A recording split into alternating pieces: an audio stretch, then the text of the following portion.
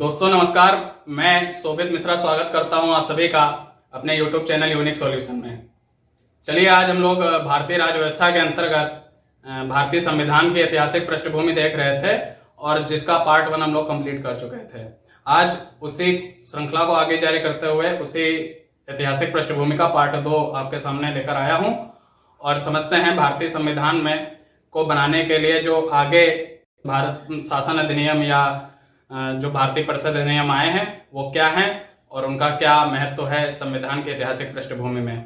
अगर आपने इससे पहले वाला वीडियो नहीं देखा है तो मैं वीडियो में के शुरुआत में ही आपसे कह देता हूं कि पूरी तरीके से आपको समझने के लिए आपको उस वीडियो को देख लेना चाहिए और चाहे वो राज्य व्यवस्था हो या इतिहास या भूगोल, अगर आप किसी भी वीडियो को देखना चाहते हैं तो हमारे द्वारा जो है एक प्लेलिस्ट तैयार कर दी गई है।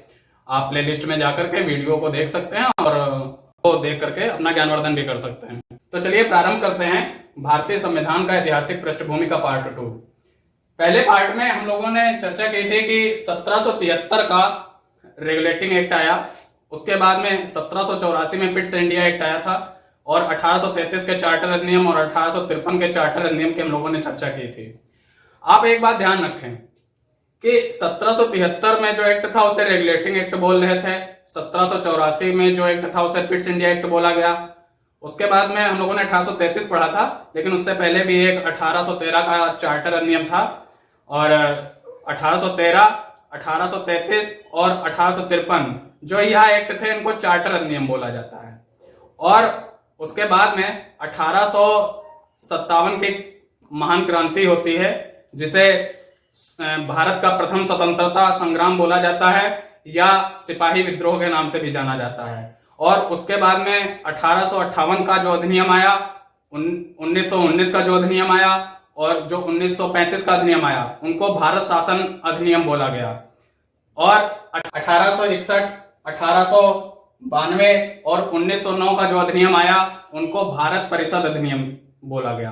तो आप इसके मामले में जरूर क्लियरिटी रखें कि किस अधिनियम को क्या बोला गया है। तो चलिए प्रारंभ करते हैं और समझते हैं 1858 का भारत शासन अधिनियम। अभी मैंने आपको बताया कि 1858 को भारत शासन अधिनियम बोला गया। तो आप लिखा हुआ देख रहे होंगे ताज का शासन, और ताज का शासन कहने का मतलब यह हुआ 1857 में सिपाहियों के द्वारा एक जो क्रांति कर दी गई और जिसमें ऐसा लगने लगा कि यह भारत का प्रथम स्वतंत्रता संग्राम ही है और इतिहास लेखकों के द्वारा भारत का प्रथम स्वतंत्रता संग्राम बोला गया। तो उस समय ब्रिटिश या अंग्रेज एक समय भयभीत हो गए कि उनको क्या भारत अब छोड़ करके जाना ही पड़ेगा, लेकिन बड़ी ही निर्दयता से इस संग्राम का दमन किया गया। और इसलिए जो ब्रिटेन में बैठे हुए उनके प्रतिनिधि थे या जो उनका क्राउन था, जो ताज था, वह यह समझ गए, महारानी थी वह यह समझ गए कि अगर अब भारत का जो शासन है, अगर वहां पर हमको अपनी कॉलोनी बनाना है तो अगर ईस्ट इंडिया कंपनी के हाथों से अब अगर प्रशासन को अपने हाथों में नहीं लिया जाएगा तो यह पक्का हो गया है कि अब वह नियमों को उस आधार पर नहीं संचालित कर सकते हैं कि भारत में वह अपना शासन बनाए रख सकें। इसलिए 1858 से लेकर के आजादी के समय तक 1947 तक के शासन को ताज का शासन बोला गया। ताज से आप अनुमान लगाएं ब्रिटिश महारानी का। तो 1858 का भारत शासन अधिनियम, इसमें क्या प्रावधान किए गए? इसके तहत भारत का शासन महारानी विक्टोरिया के अधीन चला गया। गवर्नर जनरल का पदनाम बदलकर वायसराय कर दिया गया। अब आप देखें, भारत का जो शासन था वह महारानी विक्टोरिया के अधीन चला गया, जो कि मैं आपको बता ही रहा हूं, और गवर्नर जनरल का पदनाम बदलकर वायसराय कर दिया गया। अब समझें आप, 1773 का जब रेगुलेटिंग एक्ट आया था तब बंगाल का जो गवर्नर था उसे बंगाल का गवर्नर जनरल बनाया गया और इस प्रकार जो पहले गवर्नर जनरल बने वह वारेन हेस्टिंग्स थे। उसके बाद 1833 के चार्टर अधिनियम में जो बंगाल का गवर्नर जनरल था उसे भारत का गवर्नर जनरल बनाया गया और इस प्रकार लॉर्ड विलियम बेंटिंग पहले भारत के गवर्नर जनरल थे। 1858 के भारत शासन अधिनियम में जो वही भारत का गवर्नर जनरल था उसका पदनाम बदलकर, देखिए आदमी वही है, केवल उसका जो पद है उसका नाम बदल करके अब वायसराय कर दिया गया है। तो 1858 में भारत के पहले जो वायसराय बने वह लॉर्ड कैनिंग थे। लॉर्ड कैनिंग थे, और कहा जाए अंतिम गवर्नर जनरल तो वह भी लॉर्ड कैनिंग, क्योंकि उसी समय जो है गवर्नर जनरल का पदनाम बदलकर वायसराय किया गया। तो अंतिम गवर्नर, भारत के अंतिम गवर्नर जनरल कह ले या प्रथम वायसराय कह ले, तो लॉर्ड कैनिंग। अच्छा, इसके बाद समझें, इस अधिनियम ने नियंत्रण बोर्ड तथा निर्देशक कोर्ट को समाप्त कर शासन की द्वैध प्रणाली समाप्त कर दी। अब जरा आप याद करें पिछले वीडियो में कि हम लोगों ने 1773 के रेगुलेटिंग एक्ट के बारे में हम लोगों ने चर्चा की थी। वहां पर हम लोगों ने कहा था कि निर्देशक कोर्ट ऑफ डायरेक्टर्स का गठन 1773 के रेगुलेटिंग एक्ट में किया गया था, और 1784 का जो पिट्स इंडिया एक्ट आया था उसमें बोर्ड ऑफ कंट्रोल, नियंत्रण बोर्ड का गठन किया गया था।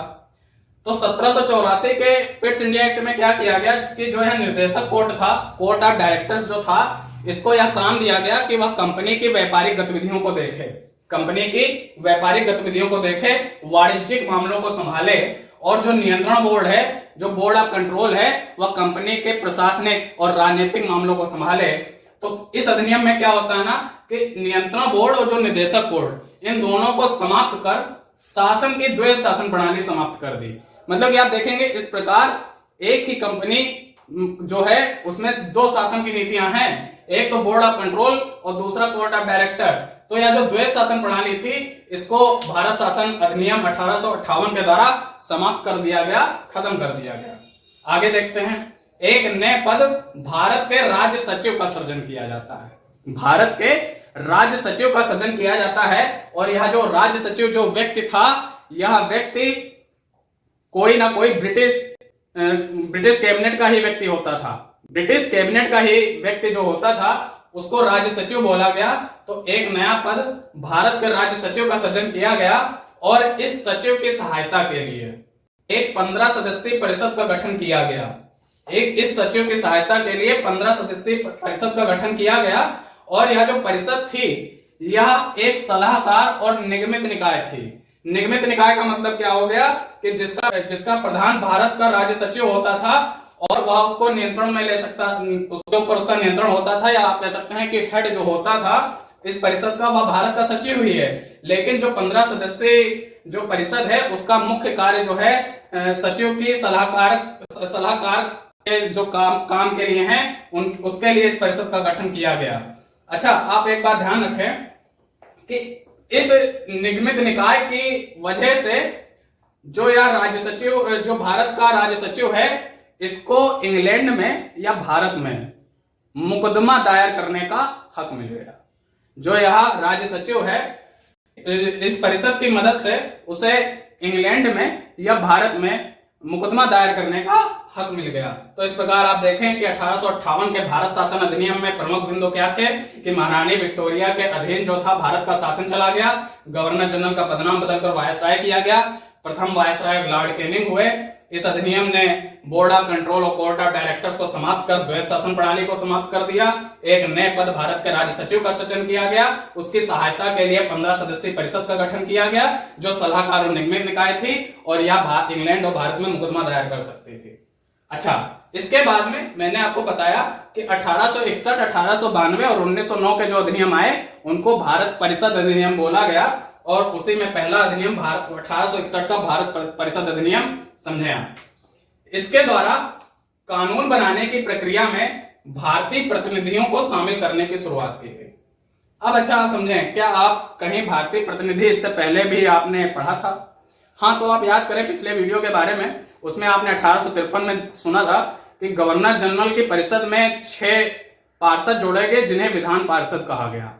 लेकिन जो वह उसमें से 4 थे वह आगरा, मुंबई, मद्रास और बंगाल से थे, लेकिन उनको कानून बनाने की प्रक्रिया में किसी प्रकार का कोई हक नहीं था, किसी प्रकार का उनका औचित्य नहीं था।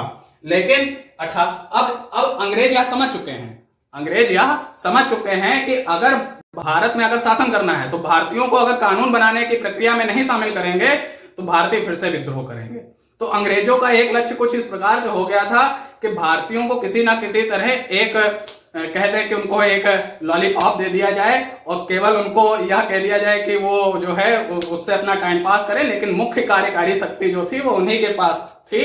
तो यह जो एक 1861 का भारत परिषद अधिनियम है, यह एक लॉलीपॉप का ही काम कर रहा था। इसके द्वारा भारत में कानून बनाने की, क्योंकि उनको पता था अगर भारतीयों को इस समय नहीं शामिल किया तो 1857 की घटना जो है यह भविष्य में फिर से हो जाएगी। तो इसके द्वारा कानून बनाने की प्रक्रिया में भारतीय प्रतिनिधियों को शामिल करने की शुरुआत की गई। अच्छा, यह जो प्रतिनिधि शामिल किए गए कानून बनाने की प्रक्रिया में, यह कोई सरकारी नहीं थे, यह इनको बोला गया गैर सरकारी सदस्य। तो उनकी मंशा समझ रहे हैं ना, तो जो मैं शब्दों का प्रयोग कर रहा हूं वह सही है, लॉलीपॉप ही था वह। तो गैर सरकारी सदस्य के रूप में इन प्रतिनिधियों को शामिल किया गया। इसके द्वारा कानून बनाने की प्रक्रिया में भारतीय प्रतिनिधियों को शामिल करने की शुरुआत की गई, लेकिन यह गैर सरकारी सदस्य थे। और इस प्रकार 1862 में जो वायसराय हैं लॉर्ड कैनिंग ने 3 भारतीयों, नाम याद रखिएगा, पूछ लिया जाता है, बनारस के राजा, पटियाला के महाराजा और सर दिनकर राव को विधान परिषद में मनोनीत किया। बनारस के राजा, पटियाला के महाराजा और सर दिनकर राव को विधान परिषद में मनोनीत किया। अब आगे समझें। इस अधिनियम ने मद्रास और बंबई प्रेसिडेंसियों को विधायी शक्तियां देकर विकेंद्रीकरण की प्रक्रिया की शुरुआत की। अब जरा आप समझें, पिछले वीडियो की देखने की चर्चा में इसीलिए कह रहा हूं क्योंकि ये सारे तथ्य पिछले वीडियो से लिंक हैं। अगर आप उसको समझ चुके हैं तब आपको यह बेहतर समझ में आएगा। इस अधिनियम में मद्रास और बंबई प्रेसिडेंसियों को विधायी शक्तियां देकर विकेंद्रीकरण की प्रक्रिया की शुरुआत की गई। आप याद करें कि 1773 के रेगुलेटिंग एक्ट से जो एक केंद्रीकरण की प्रक्रिया प्रारंभ हुई। केंद्रीकरण की प्रक्रिया कहने का मतलब क्या हुआ कि सारी शक्तियां, जहां पर ईस्ट इंडिया कंपनी अपनी व्यापारिक ताकत के साथ साथ राजनीतिक शक्ति हासिल करती जा रही है, वह सारी शक्तियां एक व्यक्ति के हाथ में आ जाएं। तो वह जो केंद्रीकरण करने की प्रक्रिया की शुरुआत हुई 1773 से, और 1833 के चार्टर अधिनियम में वही केंद्रीकरण करने की प्रक्रिया अपने चरम स्तर पर अपनी पराकाष्ठा को पार कर गई। और क्या किया गया कि मद्रास और बंबई के जो प्रेसिडेंसियां थी उनकी विधायी शक्तियां समाप्त कर दी गई और वह सारी विधायी शक्तियां भारत के गवर्नर जनरल के हाथों में दे दी गई। और यही 1861 के अधिनियम में क्या किया गया कि जो मद्रास और बंबई की प्रेसिडेंसी थी उनकी विधायी शक्तियां उन्हें पुनः वापस की गई। उनकी विधायी शक्तियां, मद्रास और बंबई की जो प्रेसिडेंसियां थी उनकी विधायी शक्तियां उन्हें पुनः वापस की गई। और जिससे आप कहेंगे कि केंद्रीकरण की जो पराकाष्ठा पहुंची 1833 के अधिनियम में, वो उसको समाप्त किया गया और विकेंद्रीकरण की प्रक्रिया की शुरुआत हुई। आगे समझे। लॉर्ड कैनिंग द्वारा 1859 में स्थापित पोर्टफोलियो प्रणाली को मान्यता दे दी गई। लॉर्ड कैनिंग ने 1859 में एक पोर्टफोलियो सिस्टम उसको चालू किया। अब यह पोर्टफोलियो सिस्टम क्या था? तो वायसराय की जो परिषद थी उसका कोई भी सदस्य एक या एक से अधिक विभागों का प्रमुख हो सकता था। वायसराय की जो परिषद है उसका कोई भी सदस्य एक या एक से अधिक विभागों का प्रमुख हो सकता था तथा वह किसी भी आदेश को अपनी मर्जी से भी पारित कर सकता था बिना अन्य सदस्यों की मंजूरी के। यही सिस्टम पोर्टफोलियो सिस्टम बोला गया। और यह जो 1861 का अधिनियम था इसने इसको लाइसेंस दे दिया कि आपने जो लॉर्ड कैनिंग साहब ने जो किया है वह सही है। तो वही चीज लिखा हुआ है कि लॉर्ड कैनिंग द्वारा 1859 में स्थापित पोर्टफोलियो प्रणाली को मान्यता दे दी गई। आगे समझें। इसने वायसराय को आपातकाल में बिना काउंसिल की संस्तुति के अध्यादेश जारी करने को अधिकृत किया। तो आप देख रहे हैं ना कि जो वायसराय है उसकी शक्ति कितनी बढ़ाई गई है। मतलब कि अगर किसी भी प्रकार के भविष्य में 1857 जैसी घटना दोबारा होती है तो वह वायसराय ब्रिटिश प्रभुसत्ता को सर्वोपरि रखते हुए अपनी मर्जी से, ब्रिटिश स्वार्थों को महत्व देते हुए अपनी मर्जी से, यहां तक कि जो उसकी काउंसिल के जो अन्य सदस्य थे उनकी परमिशन के बिना कोई भी अध्यादेश जारी कर सकता था। और 1861 के द्वारा उसको इसके लिए अधिकृत किया गया। मतलब कि उसको पूर्ण अधिकार दिया गया कि वायसराय आपातकाल में किसी भी प्रकार का अध्यादेश जारी कर सकता है, जैसी शक्ति वर्तमान समय में आपातकाल में राष्ट्रपति के पास होती है, आपको पता होगा। तो वैसे ही शक्ति 1861 के भारत परिषद अधिनियम में वायसराय को दी गई आपातकाल के समय। तो फिर से इन पॉइंटों को एक बार पढ़ लेते हैं। इसके द्वारा कानून बनाने की प्रक्रिया में भारतीय प्रतिनिधियों को शामिल करने की शुरुआत हुई। 1862 में लॉर्ड कैनिंग ने 3 भारतीयों, बनारस के राजा, पटियाला के महाराजा और सर दिनकर राव को विधान परिषद में मनोनीत कर लिया। और इस अधिनियम ने मद्रास और बंबई प्रेसिडेंसियों को विधायी शक्तियां देकर विकेंद्रीकरण की प्रक्रिया की शुरुआत की गई। लॉर्ड कैनिंग द्वारा 1859 में स्थापित पोर्टफोलियो प्रणाली को मान्यता दे दी गई और इसने वायसराय को आपातकाल में बिना काउंसिल के संस्तुत के अध्यादेश जारी करने को अधिकृत किया। उम्मीद है आप इन दो को बेहतर समझ पाए होंगे। आगे समझते हैं 1892 का भारत परिषद अधिनियम। समझे, केंद्रीय और प्रांतीय विधान परिषदों में गैर सरकारी सदस्यों की संख्या में वृद्धि की गई। अब आप जरा क्रोनोलॉजी को सोचें, यह वह समय है जब भारत में उग्र राष्ट्रवादी जो क्रियाएं हैं वह धीमे धीमे प्रारंभ हो रही हैं। यह वही काल है जब कांग्रेस में लाल बाल पाल का समय आने वाला है। लाला लाजपत राय, बाल गंगाधर तिलक और बिपिन चंद्र पाल। तो याद करें कि भारत में जो है क्रांतिकारी गतिविधियां बढ़ रही थी। अब ब्रिटिश समझ रहे हैं कि अगर भारतीयों को और संख्या में कानून बनाने की शक्ति में शामिल नहीं किया गया तो विद्रोह फिर से होगा, क्योंकि क्रांतिकारी गतिविधियां बढ़ रही हैं। मतलब कि आप क्रोनोलॉजी को समझते रहें तो आपको यह बेहतर समझ में आएगा। तो केंद्रीय और प्रांतीय विधान परिषदों में जो गैर सरकारी सदस्य यहां पर नियुक्त करने की प्रक्रिया चालू हुई थी, उनकी संख्या में थोड़ी और वृद्धि की गई। केंद्रीय वायसराय के स्तर पर और जो प्रांतीय विधान परिषदें थी वहां पर गैर सरकारी सदस्यों की संख्या में और भी वृद्धि की गई। विधान परिषदों के कार्यों में वृद्धि कर, आप यह पॉइंट जो है जरूर याद कर लें। आप इस पॉइंट को जरूर याद कर लें और ऐसा क्वेश्चन सीधे सीधे आपके एग्जाम में देखने को मिलता है कि विधान परिषदों के कार्यों में वृद्धि कर उन्हें बजट पर बहस करने और कार्यपालिका के प्रश्नों का उत्तर देने के लिए अधिकृत किया गया। तो सीधे सीधे पूछा जाता है बजट पर बहस करने की शक्ति किस अधिनियम में प्राप्त हुई? तो 1892 का भारत परिषद अधिनियम था। इससे पहले जो वायसराय के द्वारा बजट पास हो जाता था, आप वर्तमान में अगर संसद की प्रणाली से परिचित हैं तो उसमें देखते हैं जो विपक्ष है वह प्रश्न करता है सत्ता पक्ष से कि आपने ऐसा काम किया, नहीं किया तो आप उसका जवाब दीजिए। तो कुछ इस प्रकार का प्रावधान जो है बजट पर बहस करने और कार्यपालिका के प्रश्नों का उत्तर देने के लिए विधान परिषदों को अधिकृत किया गया, या कहें विधान परिषद के कार्य में थोड़ी सी वृद्धि की गई। आगे देखें, केंद्रीय और प्रांतीय विधान परिषदों में सीमित और परोक्ष रूप से चुनाव का प्रावधान। अब आप देख रहे हैं ना कि केंद्रीय और प्रांतीय विधान परिषदों में गैर सरकारी सदस्यों की संख्या में वृद्धि की गई। तो जो वृद्धि की गई वह चुनाव के जरिए की गई, लेकिन यह चुनाव शब्द का अधिनियम में कहीं प्रयोग नहीं किया गया। मतलब कि उनका चयन तो किया गया, लेकिन इस चुनाव शब्द का इस अधिनियम में कहीं भी प्रयोग नहीं था। तो केंद्रीय और प्रांतीय विधान परिषदों में सीमित और परोक्ष रूप से चुनाव का प्रावधान किया गया, लेकिन चुनाव शब्द का अधिनियम में प्रयोग नहीं हुआ।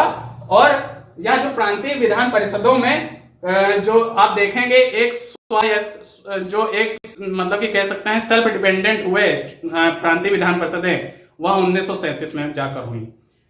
तो आप इन 3 पॉइंटों को फिर से एक बार पढ़ लें कि केंद्रीय और प्रांतीय विधान परिषदों में गैर सरकारी सदस्यों की संख्या में वृद्धि हुई, विधान परिषदों के कार्य में वृद्धि कर उन्हें बजट पर बहस करने और कार्यपालिका के प्रश्नों का उत्तर देने के लिए अधिकृत किया गया।